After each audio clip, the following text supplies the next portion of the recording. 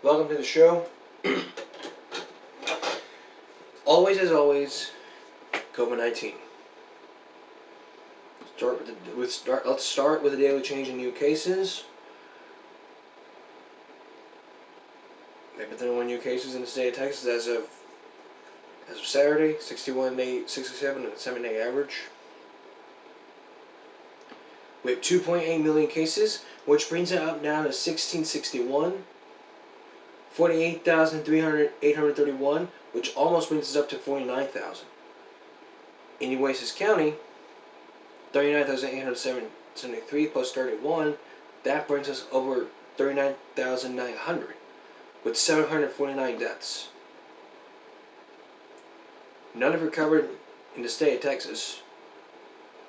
30.7 million, 63,841 added. 554K plus 748. 131 million worldwide. Total cases, 74 million been recovered, and there were 2.84 million deaths. We have, now for the vaccine, 7.9 million in total, 27.5% of the population. 4.4 million have been fully vaccinated. That means 15.4%.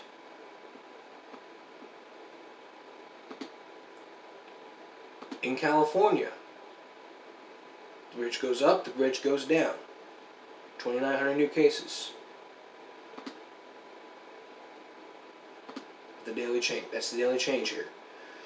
3.68 million plus 2,900, 59,748 plus 74. 1.22 million in Los Angeles County plus 756, and 23,272 in Los Angeles County plus 39. The vaccine, on the other hand, as of Saturday, 12.9 million have had at least one dose. That's 32.7% of the population. Fully vaccinated. 6.8 million have been fully vaccinated, which is 17.3% of all the population of California have had at least been fully vaccinated or have had at least one dose of the COVID vaccine, whichever one it is. So if you have COVID-19, you need to get the vaccine immediately. If you qualify for the COVID-19 vaccine, you need to let your doctor know beforehand. Ask your doctor if you're qualified for the COVID-19 vaccine. If not, you have to be on the waiting list. If you're on the waiting list, you're going to have to wait.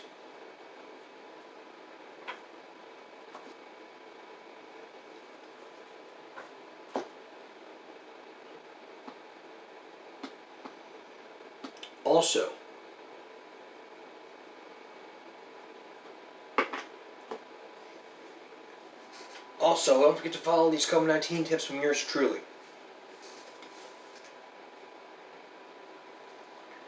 What you always have to do is make sure that you always wear a mask every day of the week. Mostly every day of the week. Whenever you're going out grocery shopping, you're going transportation, you're going to take a lift, or whatever. At a restaurant, you need to wear a mask at all times. And again, the mask should be at the nose, not down here, nor at the chin. It has to be right at the nose. Also, 6 social distancing. Right now, the CDC recommends that all school children have to be within 3 feet. If your school does not do that, then they need to be within 6 feet.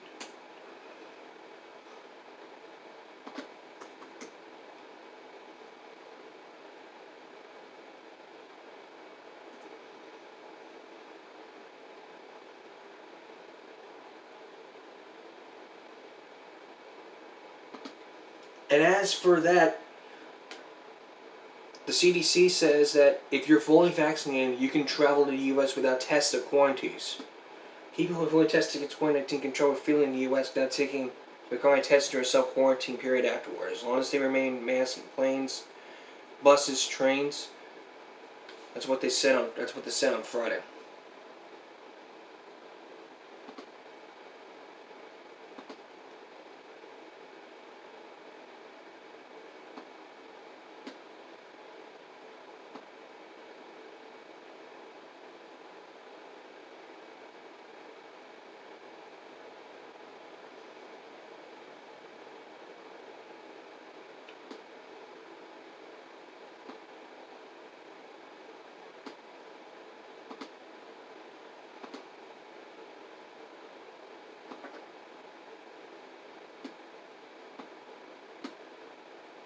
So that's basically that.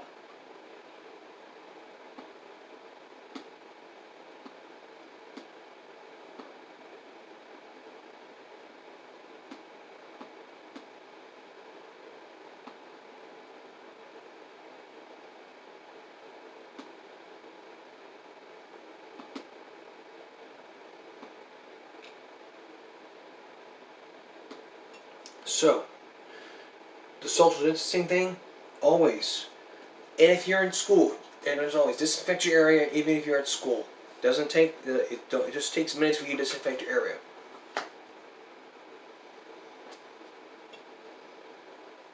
And leave those plastic things up there.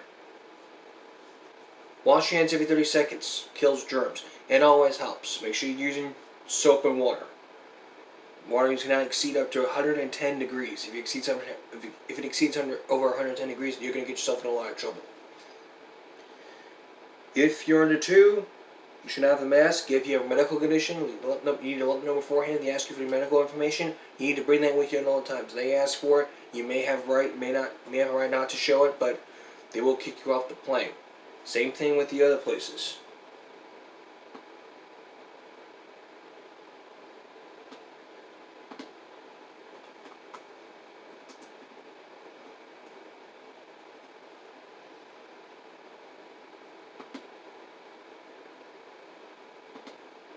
And if you're traveling, you still need to wear masks beforehand.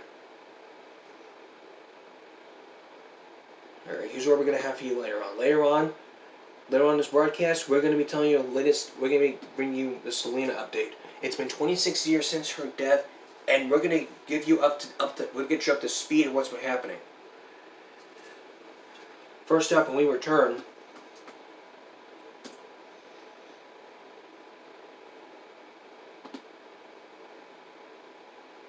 but first, when we return, Easter safety again. This time it's going to be all about the safety. What you need to know before, what you need to learn before doing an Easter party or an Easter egg hunt for your child.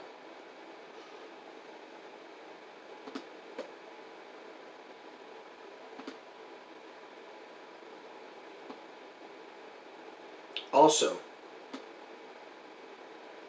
if you're doing a barbecue as Easter Sunday, you will need to make sure that to learn about the drought conditions. We'll explain.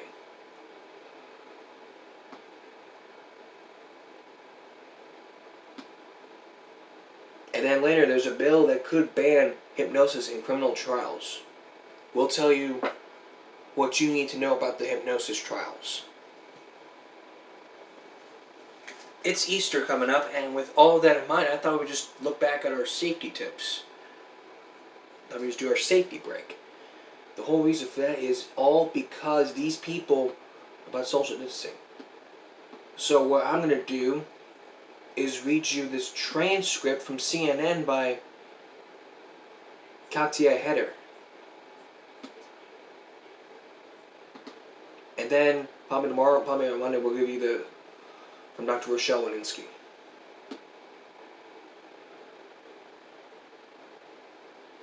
This is the transcript of what they're doing.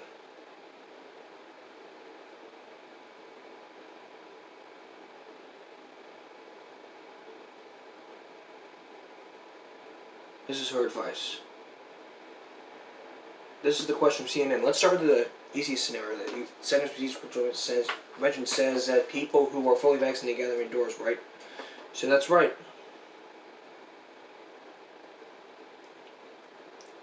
But I'm just going to go to the Easter one. Is there a limit to the number of people who can attend a Cedar or Easter brunch safely?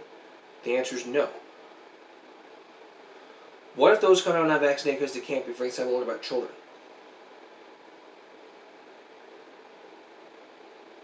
If you're fully vaccinated.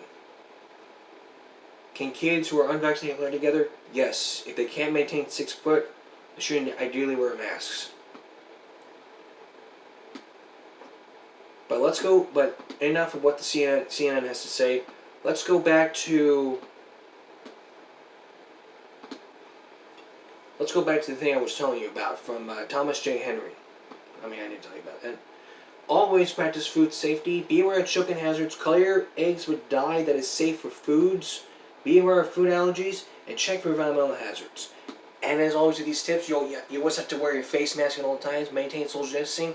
And if you're going to host a party, do it virtually. If you're going to do it outdoors, you must bring your own food immediately and your own utensils. Don't use their utensils. Just bring your own utensils. And if you're going to sit there and say, "Oh, I'm not worried about COVID," do you know how often I hear that? I heard it once, and that's the last time I'll be hearing that again. If you hear someone like that, walk away. If you hear someone say, "I'm not concerned about COVID," walk away. Don't get involved. If you get involved in this, it's going to lead to a fight. Don't get involved. Unless you're up for the challenge. And here's another one from the New York Times.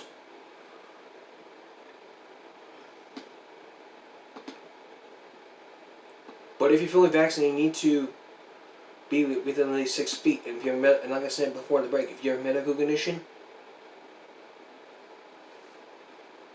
then you need to make sure that you practice social distancing. The question is, can fully vaccinated relatives fly to see us? The answer is no.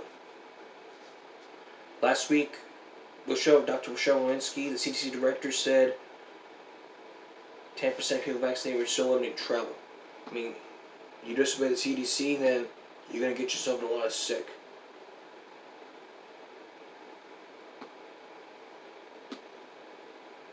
But if you're still going to go out for Easter egg hunts, you need to make sure that you're being socially distanced at all times. There's no excuse. No freaking excuse.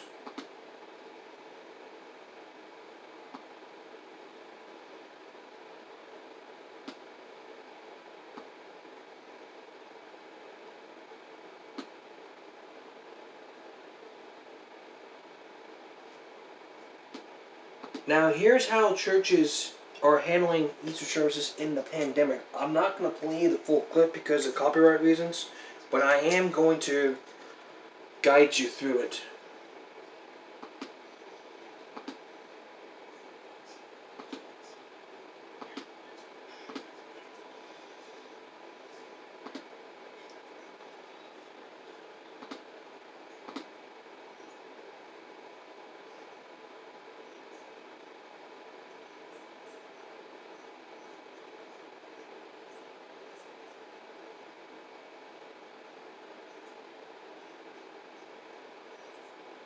Social distancing.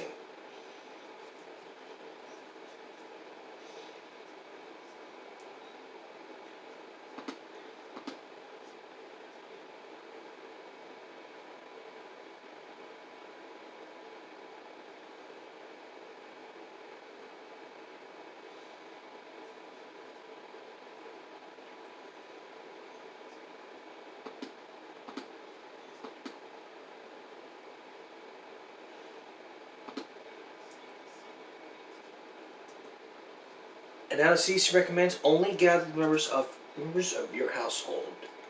So that's inside.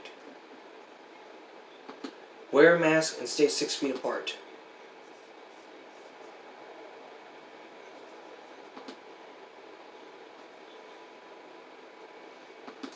So if you don't want to get COVID, follow these tips so that you can make sure that you're being safe. We're at Board Game Break. We return, especially 26 years later with Selena. We'll bring you the very latest. I'll give you a walkthrough of what's going to happen, what happened, in case you missed our last season's episode when we return.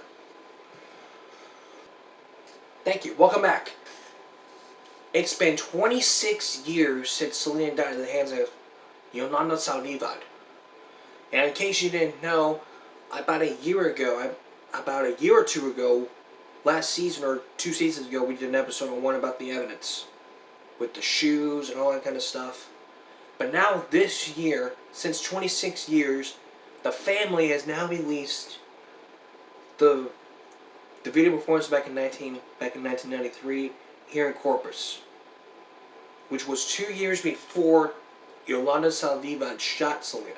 And to this day, we don't know if Is she still in prison, or we don't know about any of this? But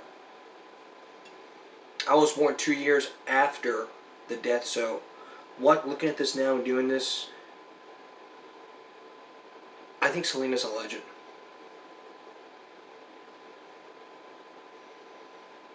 I think she's a good mix of Mexican salsa. I mean, if there was a salsa name, it'd be called Selena. Dedicated to Mexican and Italiano music. But going back to the year after, there was evidence, a lot of evidence. And in case you did not miss the episode, check the card up top. I talked about the evidence that happened with the shoes that were made of blood. But I'm going to walk you through what happened during. As you can see, what I can tell you right now is what I can remember. It happened here in Corpus at the Days Inn Hotel. Yolanda Saldivar and Selena had a fight. Yolanda bought a gun. It was like this. She pulled the safety thing back. And then she was like, "Don't close the door." Boom. Got shot. But why didn't it hit her? She was pointing at the door.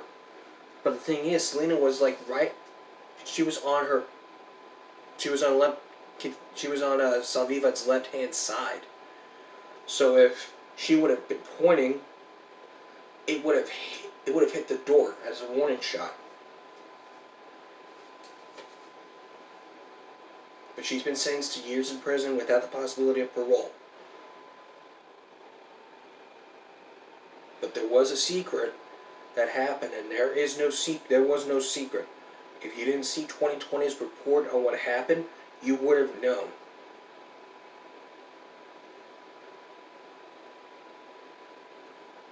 Also, before the murder, her father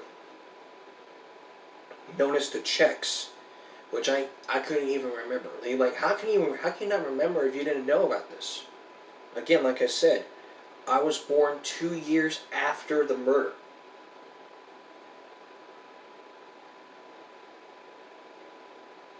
There was the checks, and her father said, well, we could go to the police about this, and there was no police.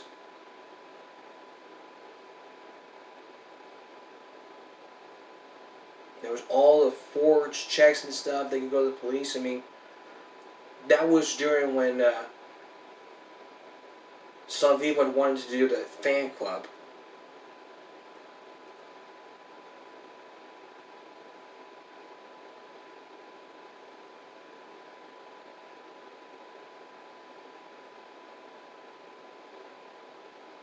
So, I guess you can argue both sides of the judgment here. I mean, did she kill her? Did she really kill her? I mean, after she shot, who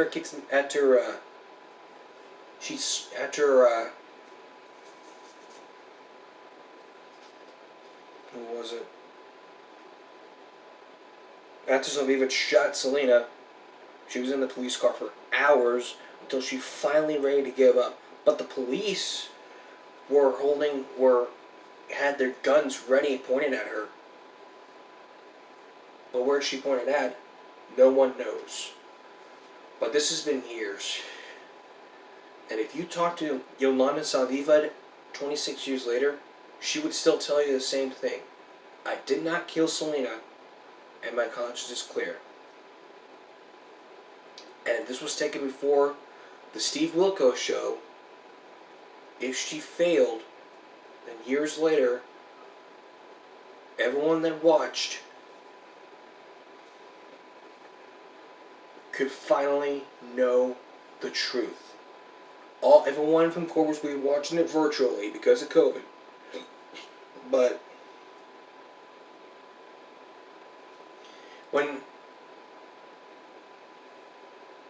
if it all happened on the Steve Wilkos show, it'd be an audience full of virtual people.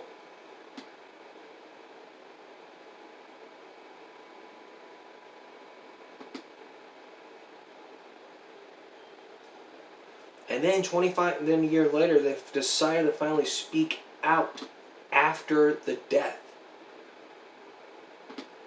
Back in 1995, John Keno's was the first to report this for Primetime Live, an old ABC News magazine.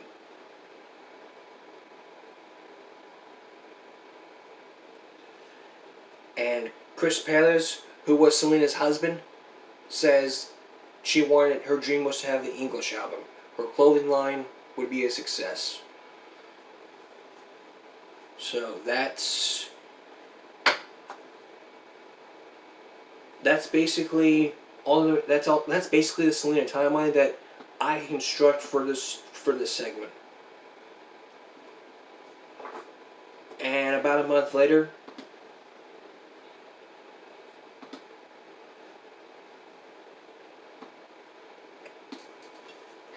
and last month, WOAI in San Antonio talked to Chris Perez about the quinceañeras and the new ventures. I'm not going to go into that, but if you want to see it, it'll be at the top or in the description below on our website. That's jcomic67.wixsite.com/givemeabreak. When we return, something new is going to be happening to this show. Stay tuned. We got some exciting news. I just created a new channel for a website called BitChute. If you don't know what that is, it's probably a... You don't know what BitChute means?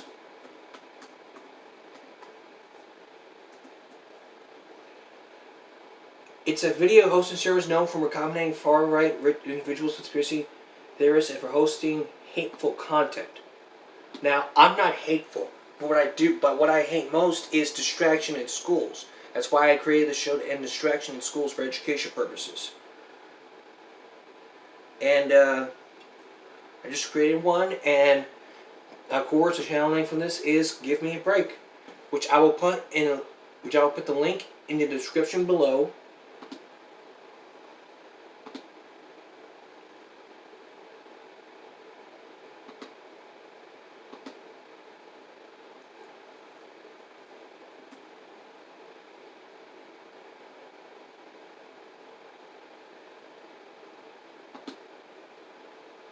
Which what I would do, I will put the link in the description below so that y'all can go up there and subscribe to the channel with notifications on. But what I will also do is also post this on the YouTube channel as well. So I will post it on both BitChute and on YouTube.